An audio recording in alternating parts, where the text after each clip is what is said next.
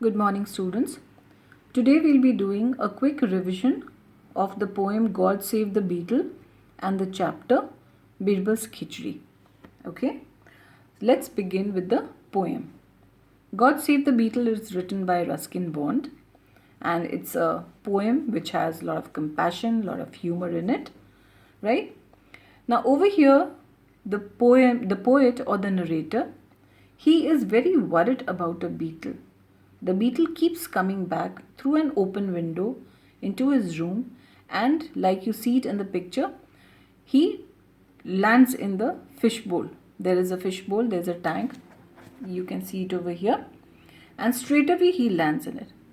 Now, the narrator, being a very compassionate person, a very kind hearted person, every time he finds that the beetle has fallen in the fishbowl, he takes it out, leaves it in the garden, but he realizes that the beetle does not have any sense of direction. And again, he keeps coming back and falling in the fishbowl. So now the narrator asks God to give some sense of direction to this beetle. He says, put some sense in his head so that he doesn't make the same mistake.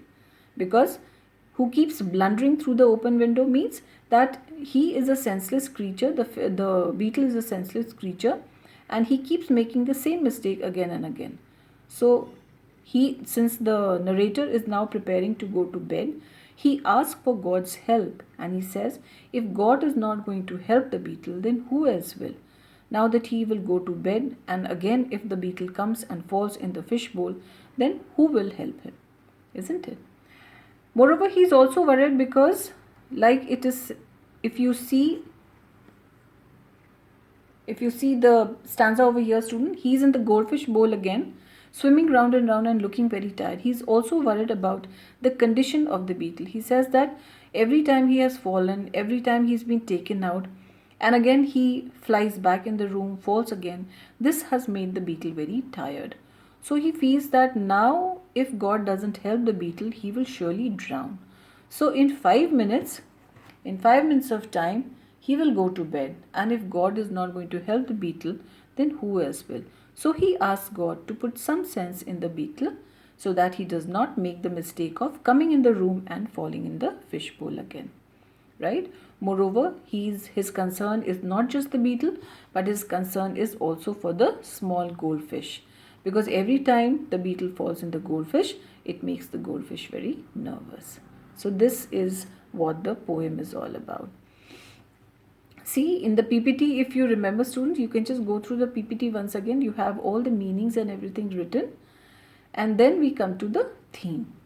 The theme of this poem is compassion and humor. Compassion, which is shown by the narrator, because the speaker's kind act of rescuing the beetle and his prayer to God to help the beetle shows that he is full of compassion, and he is thinking not just about the beetle, but he's also very, very compassionate towards the tiny goldfish, isn't it?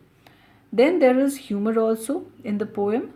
The humor of the poem lies in the beetle's senseless act of falling into the fishbowl time and again, and speakers pray to God to bless him with some sense of direction.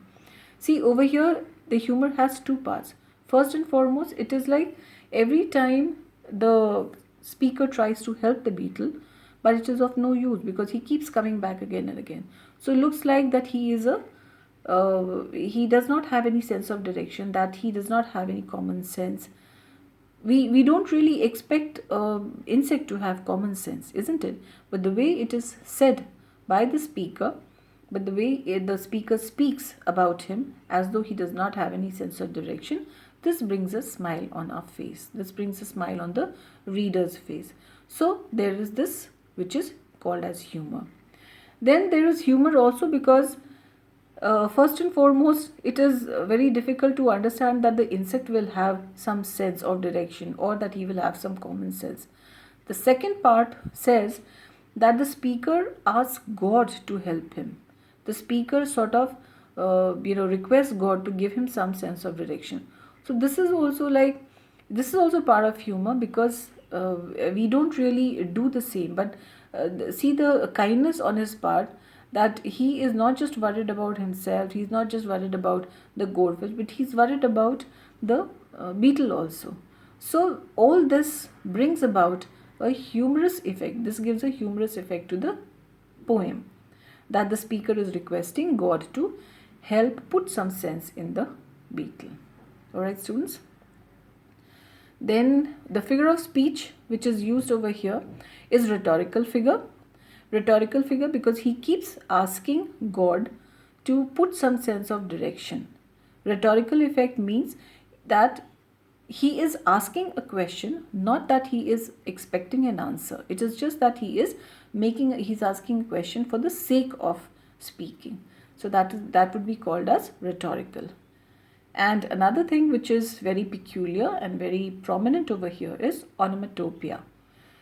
We find, students, there are words like zooming and plop, right, which is part of onomatopoeia. What is it actually? It is the process of creating a word that phonetically imitates or resembles or suggests the sound that it describes. In writing, we cannot give a sound effect. Therefore, we use certain words which gives a sound effect, like the word boom, splash. Similarly, we have zooming and plop in this poem. This is called as onomatopoeia. Okay? See, like it is mentioned, zooming and plop.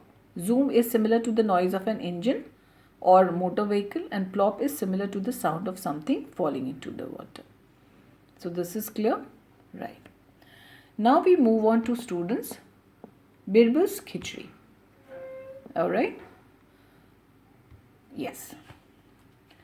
Birbal's Khichdi, of course, a very, very popular story about Emperor Akbar and about Raja Birbal. Birbal, as everybody knows, was an advisor in Akbar's court, and he used to advise him very correctly, and he would also help out the poor and the needy. Now the story is like this. The story portrays two well-known historical figures, Emperor Akbar and Birbal, and the story is how Birbal, an advisor, made the emperor realize his mistake. How did it happen? One day, both Emperor Akbar and Birbal were taking a morning walk. You can say they were walking along a riverside, and Birbal said that it just struck in his mind that a person can do anything for money. The emperor disagreed, and he challenged Birbal to look for a person who would be ready to stay in the water in this cold winter season, that he would stay in the cold water throughout the night. And emperor also promised him that if a person is ready to stay in water throughout the night, then he will be giving 1,000 gold coins. The emperor was very sure that there would be no person willing to do it. But Raja Birbal was also very sure that he would find a person, and he did find one. He found a poor person who was ready to spend the night. Now, when the person spent the night, see, like it is mentioned over here, when the person spent the night and he was brought before emperor the next morning, emperor was really surprised, and he asked him how was it possible that he could sustain the coldness of the water. To this, the poor man agreed, and he said that he had diverted his attention towards a lamp which was lit in the royal, you can say the royal chambers some distance ago, and he had concentrated on the warmth of that lamp. And this made him, you can say this, because of this diversion, he did not realize the coolness or the coldness of the water, rather he concentrated on the warmth of the lamp. Now Akbar, he got annoyed, and he said that this means that he did not withstand the coldness, and therefore he should not get the money, he should not get the prize.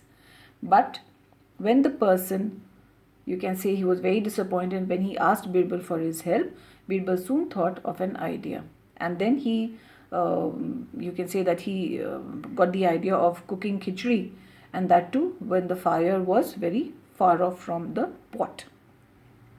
Now when, as the story goes, student, there is no need to repeat the story as such.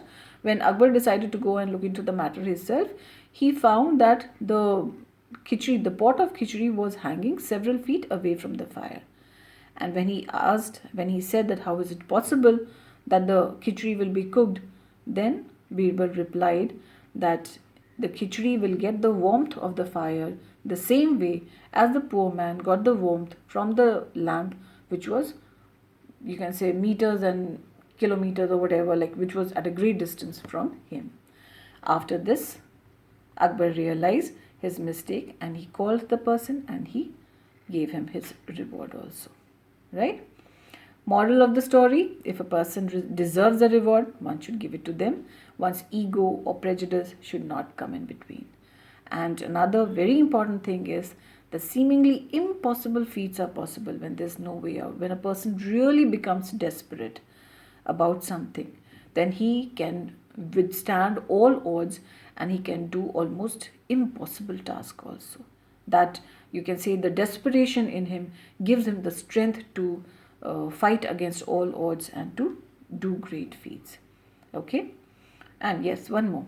Sometimes even the faintest of the flicker of hope is enough to brave the coldest of the winds.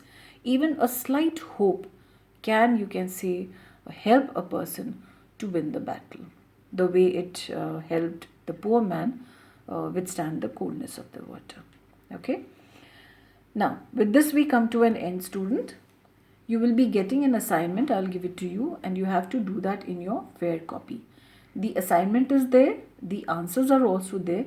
So kindly see and write clearly and neatly in your English literature copy. Okay, in a fair English literature copy. Thank you.